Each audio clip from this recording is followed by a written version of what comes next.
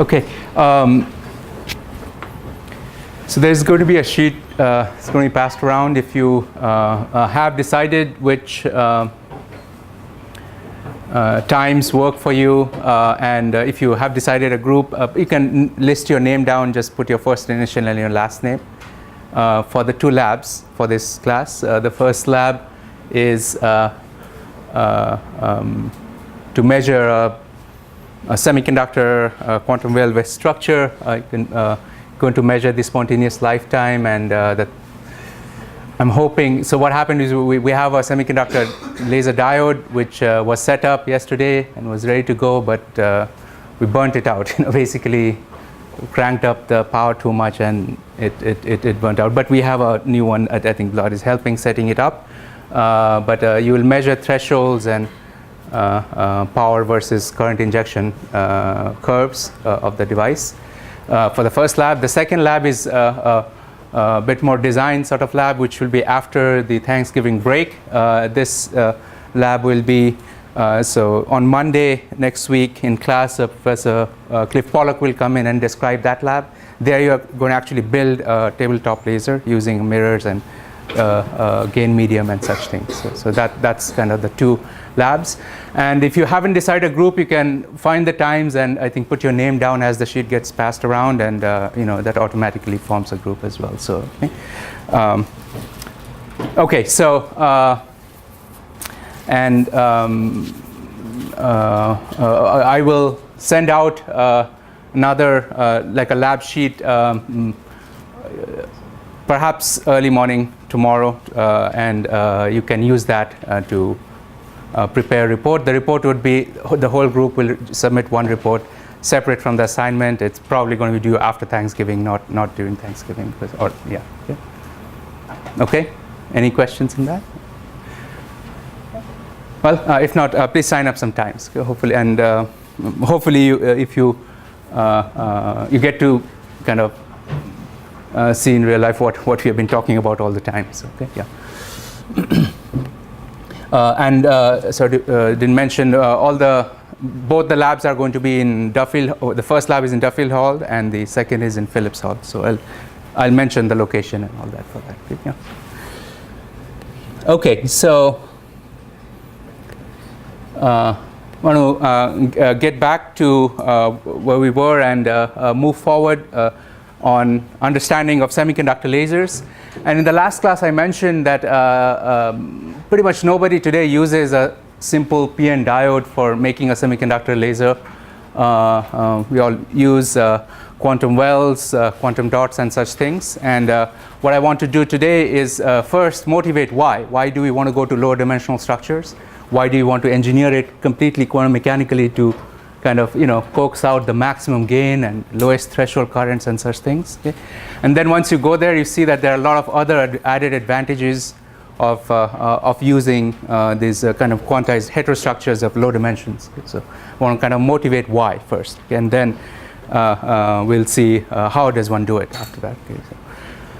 Okay, so one of the things we discussed in the last class was we looked at the gain spectrum of semiconductor laser, semiconductor material medium. It's not yet a laser, and what we saw was there's the Einstein A coefficient, there's a wavelength and refractive index that show up like that, and then there's the joint density of states, this factor, which is kind of an important quantity that one can engineer. Go from bulk, if you go to low dimensions, this is what's going to change. Everything else is going to kind of remain somewhat similar, but this is what's going to change in a big way. And then you have your population inversion factor, which is the Fermi function of the conduction band, higher energy or E2 states, minus the Fermi function of the valence band, which is the E1 states. And so that's your population inversion term, and you are controlling these two using an external battery with a small voltage. You can split the quasi-Fermi levels, and you can go from, if the semiconductor is sitting At equilibrium, that's 0 and that's 1, so you get a negative gain coefficient, which means it's going to absorb. And as you start injecting carriers into it, we saw in the last class, also through some simulations, you can flip from -1 to +1, or get close to +1. And then when you go to positive sign, this becomes positive, so you get gain. We start from loss, but if you inject enough carriers, you get gain. And that threshold at which that happens, we derived in the last class, is when your quasi-Fermi levels on the n side and the p side, or of electrons and holes, exceeds the photon energy h nu, and that has to exceed the band gap as well, because if you're below the band gap, there's really nothing to excite or nothing to absorb. So that's the threshold condition for lasing for a semiconductor, and very similar in some sense to n2 minus n1 is greater than 0 for atomic systems, but here you have bands, and therefore all these details kind of kick in. And then this was initially derived by Bernard, and this is called the threshold condition, or there's a name associated with the people who first derived it, Bernard and Durafort. And then it was used immediately by various groups in early 60s to kind of design and demonstrate the semiconductor diode, homojunction lasers, and I'm going to describe that today. Okay. So what we are really doing when we are increasing the Fn and Fp is we are injecting electrons to pull the Fn up, the quasi-Fermi level of electrons up from, if these are the conduction band manifold of states, density of states, here's the band gap. And typically, that's your valence band edge, that's your conduction band edge. Typically, your Fermi level may be somewhere in the middle of the gap if you're not exciting, or it's under equilibrium. But as I inject extra electrons, I pull up the quasi-Fermi level, which is Fn, and it gets closer and closer to the conduction band. And as I inject more holes, I split it, and I split off a quasi-Fermi level this is for electrons, and that's for holes. And as it gets closer and closer to the valence band, I'm splitting it. And when the split becomes larger than the gap, then you start getting, meaning this kind of goes there, that goes here. That's when you kind of get gain. That's the picture of it. And I think one can see that if I put my quasi-Fermi level somewhere here, I fill this state with these states with electrons, and these states are valence band. They were already completely full, and when I move this Fermi level here, I empty out these states, and I've caused population inversion. I have electrons here and empty states here, so that's the picture. And we did a quantitative analysis, and you're going to solve or do this also for your assignment, the current assignment. And we saw that, for example, if I do not have any current injection, so my Fn and Fp, I'm looking at a band gap of 1.4 eV here, and both Fn and Fp are kind of the middle of the gap at 0.7, which is half of 1.4. And I plotted this here, and you can see it's negative. So I have a negative absorption coefficient of, this is as an example, gallium arsenide, for example, is a semiconductor that has about 4,000 inverse centimeter of absorption coefficient if your photon energy is large enough. But near the band edge, it's smaller. So what does that mean? That means that if my light is incident on such a semiconductor, and the intensity before it gets in is 0 on the surface here, and if you have a certain thickness of it, say L, then the intensity that will come out of this side is intensity at 0 times e to the power gamma naught time as a function of frequency times L, right? And just happens that under this condition, gamma naught is large and negative, so it's going to get absorbed. And this is the heart of everything that you make where you want to absorb photons, like a photodetector or a solar cell and all that stuff. This is where it kicks. I mean, this is important. So for a good solar cell where you want to reduce the volume of your material, there you need a very high absorption coefficient. So in other words, you need a very large and negative gain coefficient. It's the same matter, really, right? And the absorption coefficient is really when you put this to 0 and this to 1, and this stuff sitting here is the absorption coefficient. And then when you inject it, inject carriers, if I were to plot now again the gain coefficient, which is the same thing there, as a function of the photon energy, gain coefficient. And here's my band gap. So I'm saying we start out like that, and I inject some electrons and some holes into this region, and then I kind of reduce my gain coefficient because this was 0, this was 1, now that became maybe 0.8, this became 0.1, so you kind of start flipping this and inject more, start injecting more and more, and at some point you're going to kind of go like that, and you're going to inject even more, you're going to go like that. And so this is the little window over which you have gain now. And if you go above that window in frequency, you still have loss. And then this is a energy where Fc, this is equal to where Fn minus Fp.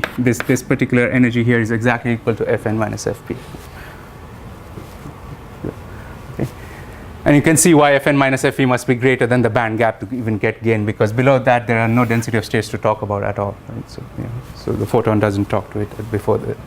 And this is also an interesting situation, because if you now come in with light with a frequency that is below the band gap, it's going to go through. There's no absorption. No absorption at all. If it is sitting somewhere within this window where you have injected a lot of carriers into it through p-n diode, then you're going to get gain. So what's going to come out here has more photons than what went in, right? But if you are sitting exactly here, you see the photon energy is actually larger than the band gap of the semiconductor, but you are optically transparent. It's because your absorption coefficient is 0 at that point, right? And it's going from positive to negative. So it remains optically transparent here. So even if your photon energy is larger than the band gap of the semiconductor, it's going to not see it, it's going to go through. So it's induced transparency, injection induced transparency. So you can kind of, yeah. Okay. And then if you go above it, then it'll get absorbed again, right? So that's how the gain coefficient really helps understand this. And just as a quick note, this is really a simulation. There are other details in the band structure that come in. For example, in gallium arsenide, there are other bands which are here, so you'll have a little more structure to it. I've simplified this, this is just a. But within this window of gain, where we are of high interest in this, at least in this class, this is a pretty fair and very reasonably accurate model. And so one more thing I want to state here is just note that the blue here is the low temperature gain coefficient. So I put my Fermi level into the electron quasi-Fermi level into the conduction band, and I put my whole Fermi level into the valence band. I'm going to go negative to do that. Valence band is where I put 0 in this axis. So I'm going to just go, perhaps like 50 MeV into the valence band. Okay, so yeah, or 60 MeV. 0.062 here. These are in electron volts. So 0.062 is 60. This little thing here. I put my Fermi level of the hole here, and this is about 62 MeV. That's what that picture shows right now.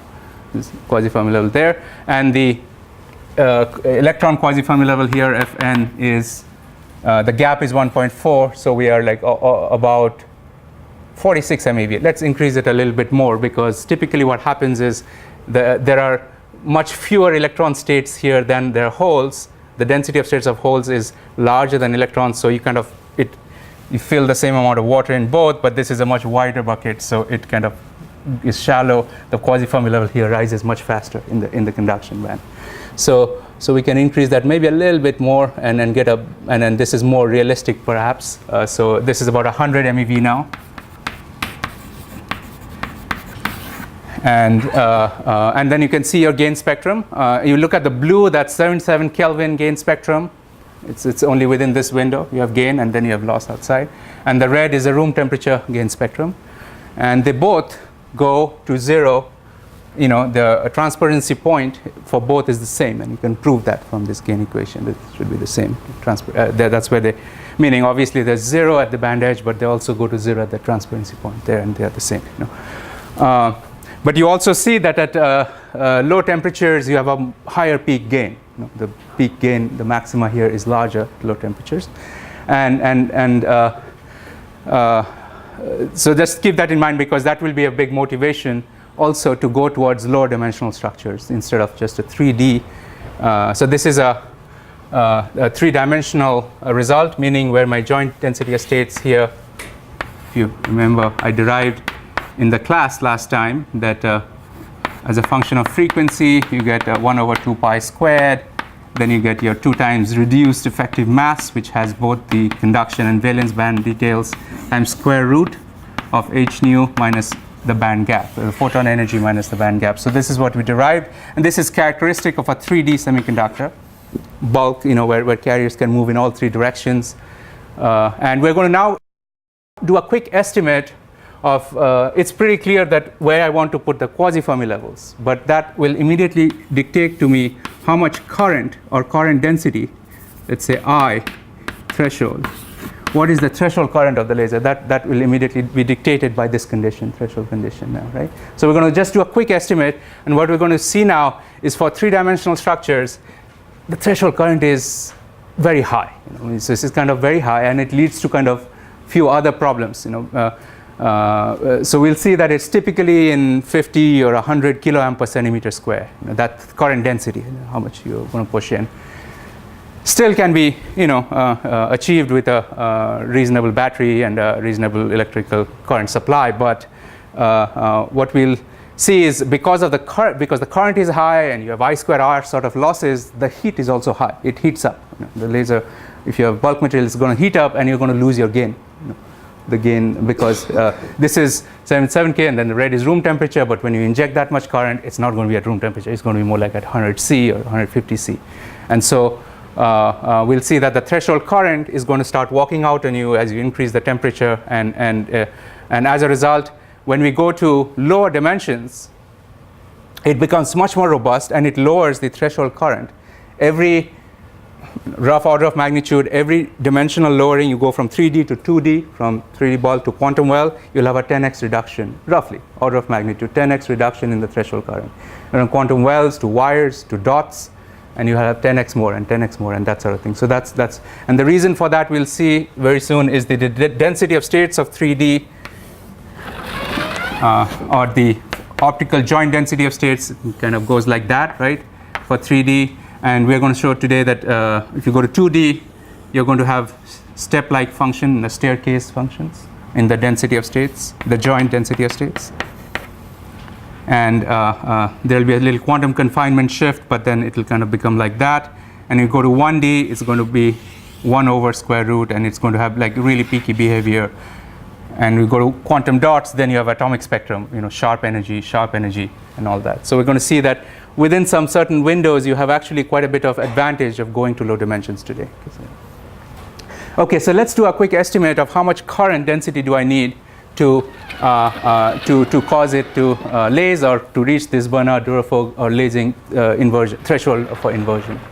And we're going to not get into too much details here, but what I want to do is give you a fair idea of what sort of numbers are we talking about. Okay, so.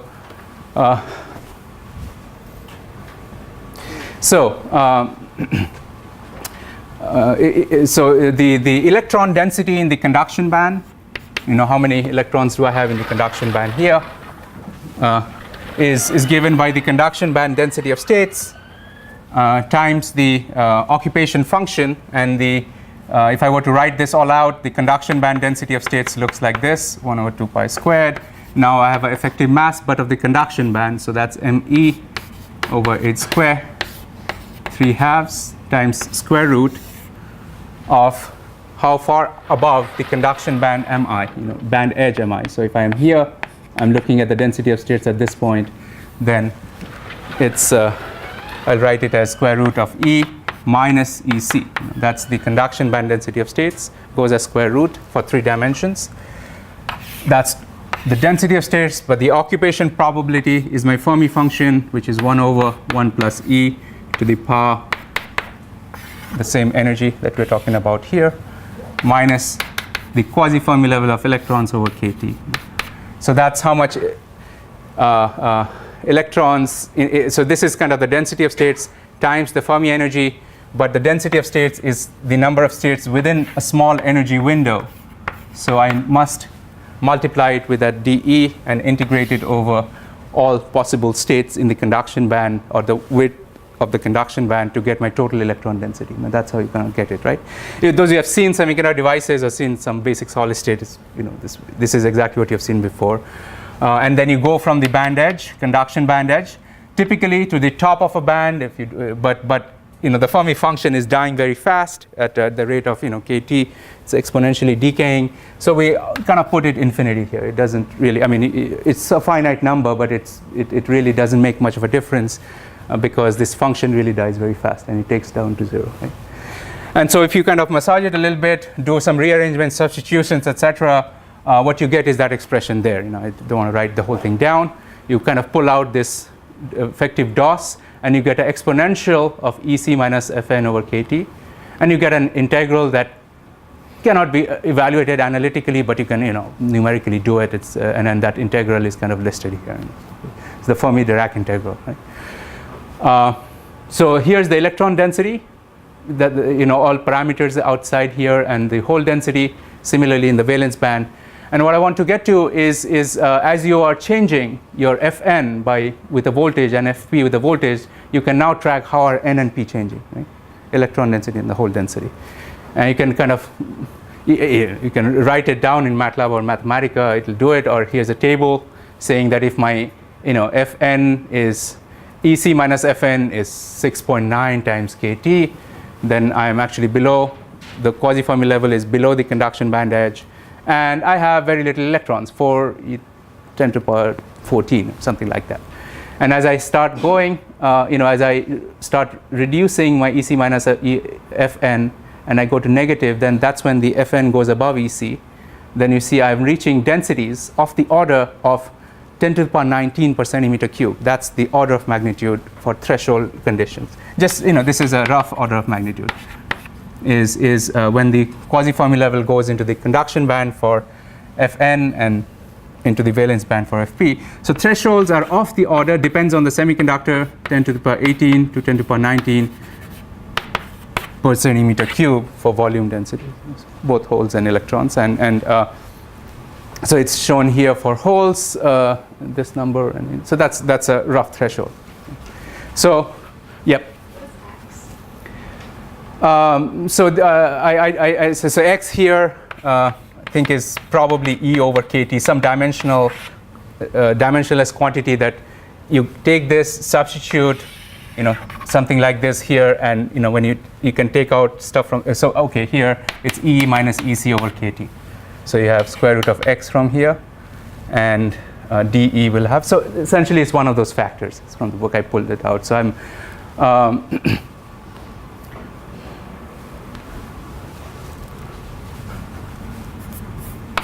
that's for the N, for electrons, X is that. Yes, okay. I mean, here you can see it's E to the power, that quantity, and there's a square root of E minus EC, so you can write it as E minus EC and all that. So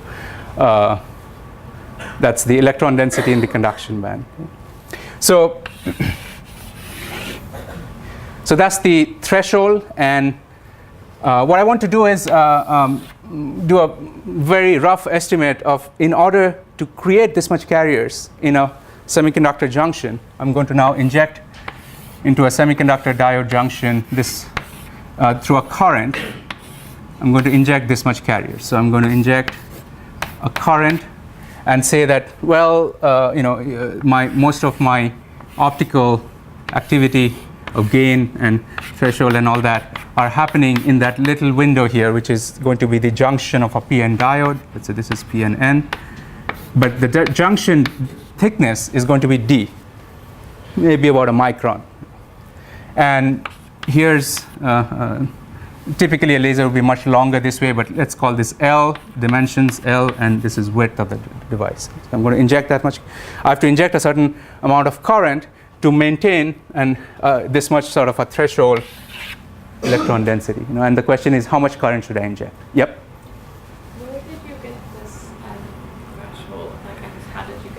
So good question. So what we're doing now is trying to ask how much. Here's a relation between the quasi-Fermi level Fn and n, and Fp and p. How can I get Fn minus Fp larger than the band gap? That's where we get this threshold. If you run the numbers here and say that I'm going to change my Fn, I'm going to change my Fp, this is the table that's changing Fn and Fp with respect to the band edges, so this term.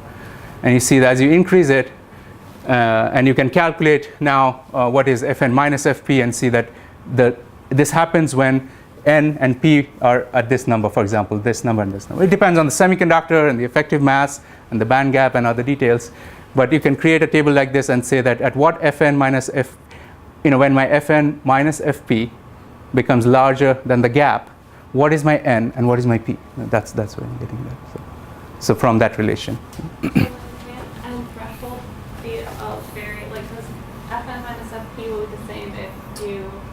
Move up Fn or if you move down, so isn't n? I guess that I don't understand. Say that again. So like it's all based like the difference between Fn and Fp. Yes. Do they move equally from the band gap? I see. Or so like, can you move one up and keep the other one the same? So when I'm doing electrical injection in a diode,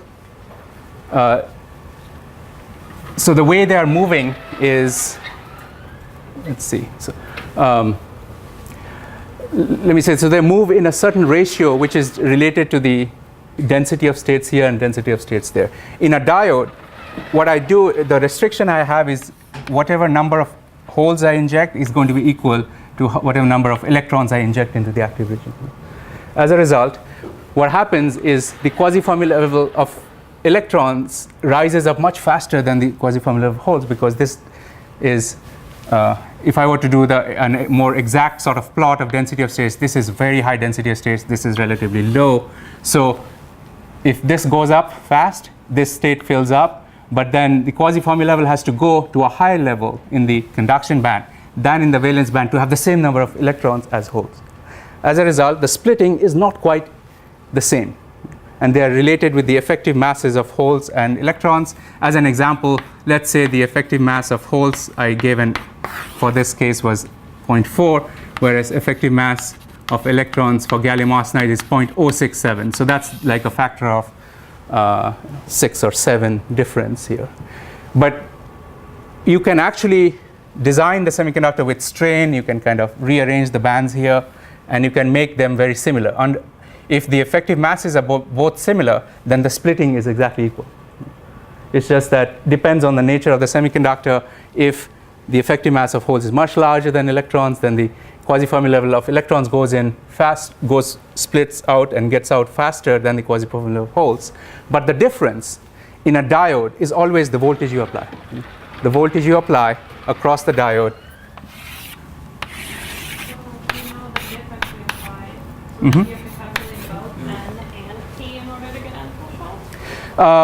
To get n threshold, okay, let me, how about we do a calculation and then we come back to this a little bit, okay? So I'm going to kind of ask answer the inverse question first, that how much carriers do I need, or rather how much current do I need to get that threshold, and we'll come back to the n threshold in a second. Okay?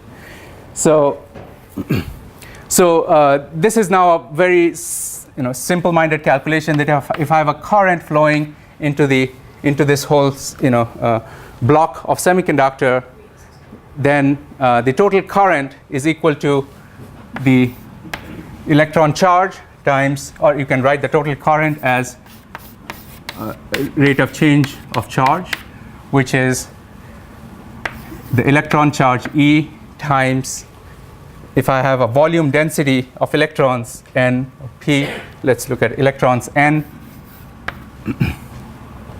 times the volume, which is width times length times the depth of this active region here. And I'm going to explain why I'm only considering d, not the whole thing here. I'm going to just briefly explain it. Divided by some sort of a time constant over which I'm going to lose the electrons. And why am I losing the electrons? Because they're recombining with holes to give me photons. Right? So And this is a recombination sort of lifetime here. I'm going to lose them. It's very simple-minded sort of a picture. And I'm going to take this WL, which is the cross-sectional area, divided by I, is the threshold, not threshold, this is the current density flowing in this device. And the current density therefore becomes electron charge times the distance over which these carriers are going to recombine. So I'm going to inject holes from this side and electrons from this side, and here they're going to recombine to give me photons. Right? So, and there'll be n over tau. Okay. So it's a very simple picture of current density, and hopefully you can see the dimensions are right. Coulombs, distance in centimeters, volume density in 1 over centimeter cube, and this is in seconds. So Coulomb over second is amps, and you get amps per centimeter square is the units that's typically used for semiconductors devices, current density. Now, so let's see. So as I inject the carriers into the semiconductor, they are going to recombine, okay? And they're not going to stay around because I have an extra electron in the conduction band and an extra hole in the valence band. This electron that was injected from here, a hole here, empty state injected from here, and they're going to recombine to give me the photon. Okay, this is my EK diagram now. Therefore, and they're recombining at a certain rate, at the rate is 1 over tau, recombining. So I can create or write this sort of a situation down as if I inject carriers into the region. How is the rate? What is the rate of change of the number of electrons that I might have injected into the conduction band? And they are recombining. So there is a negative sign every time I get a photon out. I lose an electron here, and there's a certain rate at which they are recombining. Times recombination is proportional to how many electrons I have and how many holes I have. It's not enough to just have electrons. I need to have an empty state here to recombine. Right? So that's the first term in a rate equation. Plus, if I am, for whatever reason, generating some carriers, there's a generation rate too. I might be generating carriers for whatever reason, thermally, or maybe there's light of higher energy coming in and it's going to kick out and putting some carriers back into the conduction band. So I think you've seen this sort of a rate equation. Rate of increase of something is rate of decrease, plus rate of increase, right? So it's very standard rate equation. And when you reach steady state, when your current is not changing with time anymore, then the steady state condition is when this is 0, and you get that the generation rate of electrons must be equal to the beta, which is the recombination inverse lifetime times n times p. That's what we're going to get here. This is the generation rate for steady state.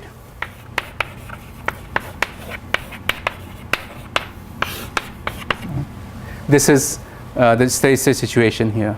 I'm going to, at this point, make a rough estimation of what sort of numbers are we looking at for generation rate for semiconductors. If you have taken semiconductor device courses, you know that you have rough ideas of what is the rate of thermal generation, what is the rate of optical generation, what is the rate of generation if you have a PN diode.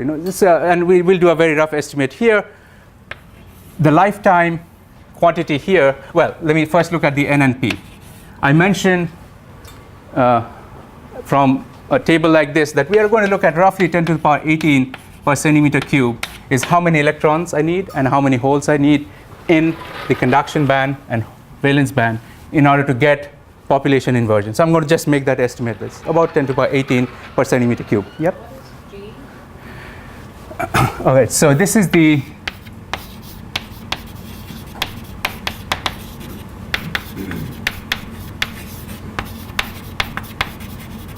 generation rate of electrons, and this is the rate at which the electrons are being lost, or the recombination rate of electrons. So if I'm injecting carriers through a current, I'm generating carriers in the band. I'm injecting carriers, and if I'm losing by photon emission, I'm losing this. So these are the two terms. Like Sorry? G is like Oh, absolutely, yeah. G is the electrical pumping, but you can optically pump too, and it's the generation rate, the rate at which I'm putting electrons in the conduction band of the semiconductor. All right, so I'm going to make this assumption here, and then the beta, which is related to the Einstein, the recombination time lifetime. This is typically of the order of inverse nanoseconds. So I'm going to just take this number. This is from your book, 1 over centimeter cube second. Beta coefficient that is related to the Einstein spontaneous recombination coefficient of that order of magnitude, roughly. So if I take these two quantities, both, that's 10 to the 36 per centimeter cube, that's 10 to the minus 10. So I get of the order of 10 to the power 26, 1 over centimeter cube second. There's some number here, typically of the order of 5. Okay, so there's a 3 for this particular number. But I just want to give you an order of magnitude estimate of what is the generation rate that is necessary to sustain this steady state with this much carriers in the band. This is the generation rate. And now if I want to ask what is the current that I need, all you need to do is take this number, which is the pump rate or generation rate, and plug it in here. So that's the rate at which the carriers are being lost or are recombining to form, to give you photons. So I just want to see that what is the number, what is the magnitude of this threshold of this current in order to get to that sort of a carrier density, 10 to the power 18 per centimeter cube in the steady state. Right? So I take it, I just plug in the numbers again, electron charge times the distance, and this distance is a very important parameter at this point. In a homojunction laser, homojunction diode laser, we just have a PN diode. This is of the order of 1 micron. And we are not really trying to derive all that. So it's a PN junction. You have depletion on both sides. And the voltage that, which is the band gap, has to drop across that region from N to P. Is the band diagram. You have to drop the band gap across the junction. And this distance is of the order of a micron. So we're going to put that in a micron in. And a micron is 10 to the power minus 4 centimeters. And this is electron charges in coulombs. And the net, so as you can see, at threshold or at steady state, generation is equal to the recombination rate at steady state, right? So I just take that number here and plug that in to find out how many amps per centimeter square am I talking about here. Order of magnitude at this point.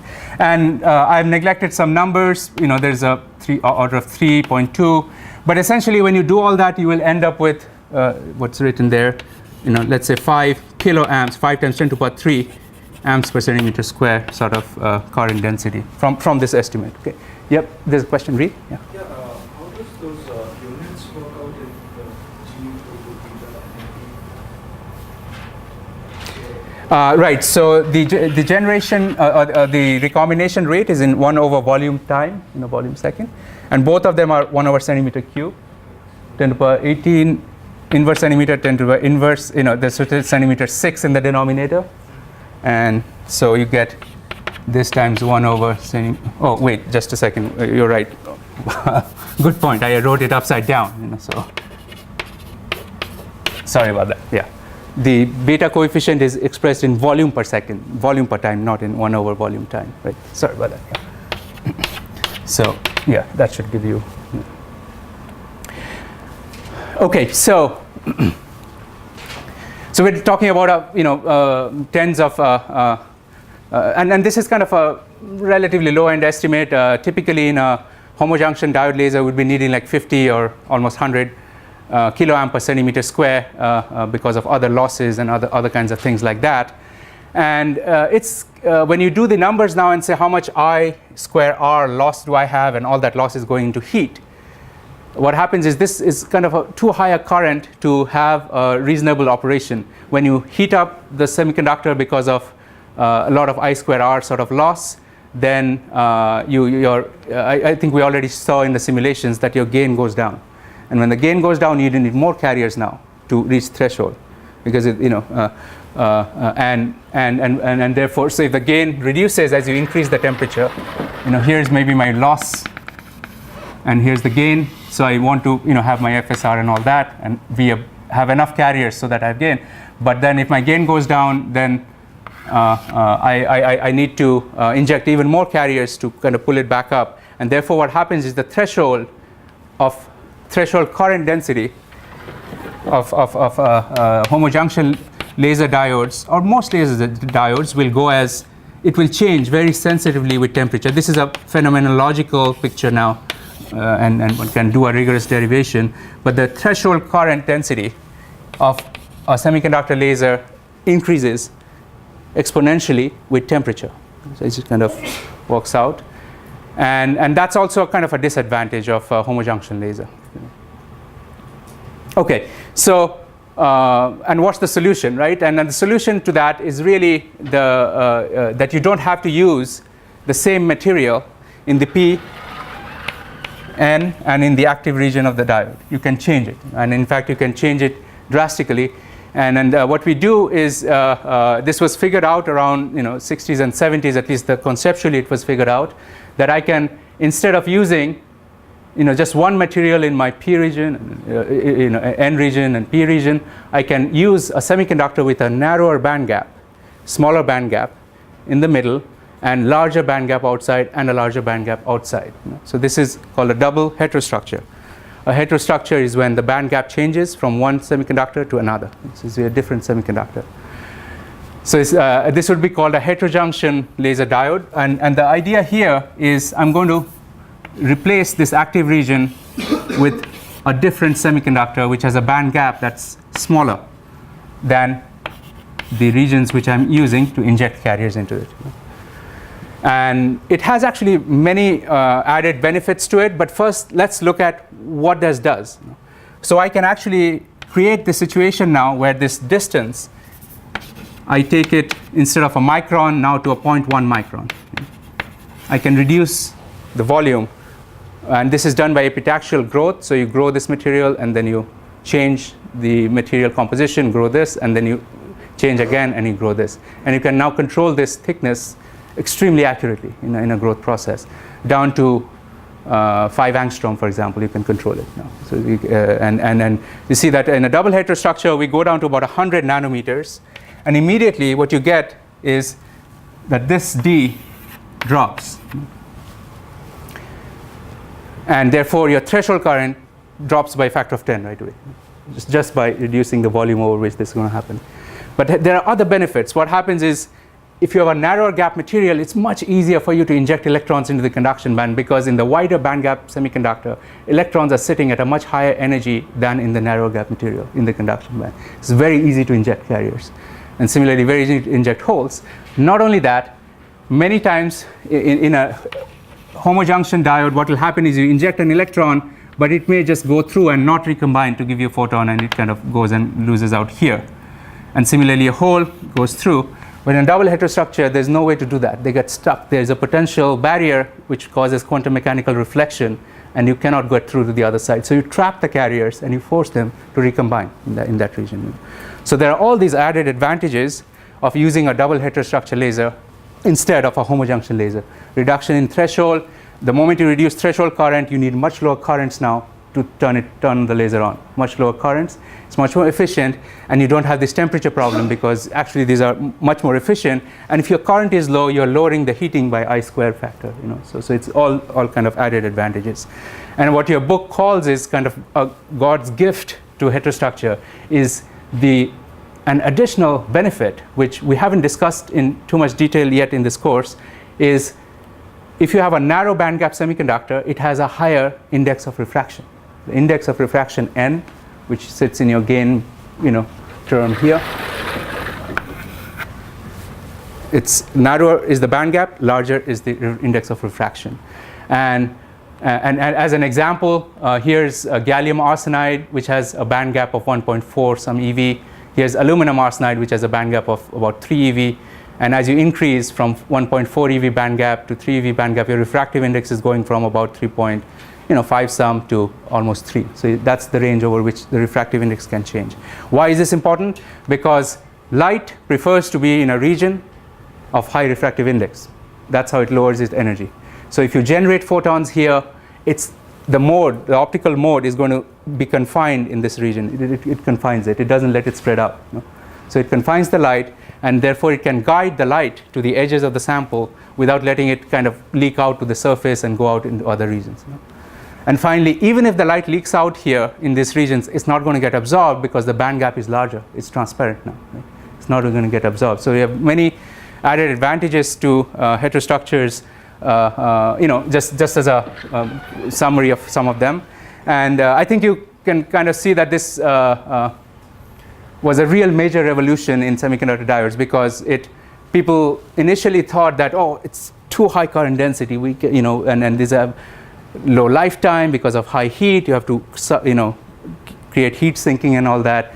But it completely changed the way people, or rather it kind of changed the limits of what people believed could be possible. So it's a very nice idea.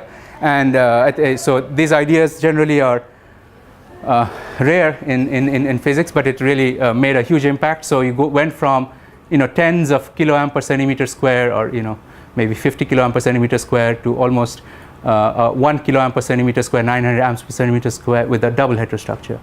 And then within the double heterostructure idea, you can introduce quantum wells, quantum dots, and keep dropping the threshold current of a laser. And these days it's down to about 20 amps per centimeter square. It's very, very low. And the people who initially came up with this idea were of the double heterostructure were awarded the 2000 Nobel Prize in Physics. It is reasonably revolutionary and richly deserved, I think, because it really opened up the whole area of semiconductor-based optoelectronics, for communication systems and all that. So that's the motivation almost of why we go to low dimensions. What is the reason for using heterostructures here? And I think I have just 2 or 3 minutes left. So what I'll do instead of starting a new topic is explain to you roughly what we are going to do in the next class. We're going to spend some time looking at what low dimensional structures can I use. And the basic idea is that if I go from 3D, where electrons are free to move in all 3 dimensions, and now inside my PN diode, what I do is grow a very thin layer. Instead of 100 nanometers, I go down to maybe 5 nanometers, and I put in a very thin layer of narrow bandgap material here, very thin layer. And this is, say, 5 nanometer or 2 nanometer, something like that. I can grow this. And now the electron in this region it's free to move in 2 directions, but it's not free to move in that direction. It forms standing wave. It gets confined in that direction. And because of that, you change your density of states allowed. You change that, and your density of states, instead of a square root, joint density of states will go like steps in 2D. And in 1D, it will be different. And so your joint density of states, for optical joint density of states, is going to change, right? Change in shape. Right? When I do that, what I get is basically the gain spectrum is going to kind of look like that. And we're going to discuss this. And if I reach gain, I'm going to show in the next class, and this is your solving in your assignment as well, that you can get a gain spectrum that starts shaped like a staircase sort of feature and all that. You can shape your gain spectrum that way, and you get much larger amounts of gain as well, larger amounts of gain. And here are some structures one can grow. Here's a quantum well of gallium arsenide. Sorry, it's pictured. So you can create any layered thicknesses you want these days, and it's grown by epitaxy. You can create 5 nanometer, 2 nanometer thicknesses, and this is kind of the layer that I'm talking about here. And you can change its thickness down to few angstroms actually, and these are the individual atoms in the crystal. This is a gallium arsenide based heterostructure. These are some gallium nitride based structures. This is something we grow in our group in Duffield Hall in the MBE system. These are 2 or 3 monolayers, so that's roughly 5 angstrom or roughly 2.5 angstrom. So you can kind of limit it to 2 or 3 layers of atoms. And the way it's grown is these are the quantum wells of gallium nitride between aluminum nitride. And so you can change not just the the idea of the quantum confinement, but you can change the edge at which the light emission or light absorption will occur. You can change, essentially completely shape the joint density of states. So you can completely shape it according to. So you can, by changing it, making it thinner, you can make it absorb light of a, you can shift the band edge and such things. So we're going to just see that in the next class. And once finally you go down to quantum dots where electrons are confined in all three directions, you have the lowest thresholds and you have kind of the maximum gain at a small injection current. So that's kind of the motivation for what we want to do in the next class, where we talk about these joint density states and the gain spectra for low dimensional heterostructures. So we're going to do that in the next class. And all right, so did everybody get to sign that? Or so this is for the lab sign-ups. If you haven't yet signed up for the lab, please come down here and sign up. And I think we can stop for today. See you on Friday.